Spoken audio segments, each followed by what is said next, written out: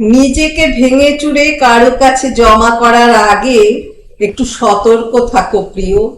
আজ যে তোমার প্রিয়, কাল সে তোমার প্রিয় থাকবে এমন কোনো নিশ্চয়তা নেই। স্বার্থের জনপদে প্রিয় মানুষ অপ্রিয় হতে বেশি সময় লাগে না। অনিশ্চিত মানুষের কাছে নিজের গোপনীয়তা প্রকাশ করে ঠকে যাওয়ার গল্প বানিও না।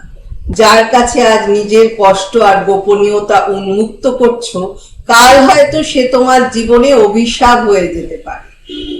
তোমার যাত্রাপথে কত মানুষ এসেছে একটু ভেবে দেখো। কতজন তোমার প্রিয় হয়ে লেপ্টে থেকেছে, কত কথার বিনিময় করেছো, কত মানুষ তোমার আপন হয়েছে।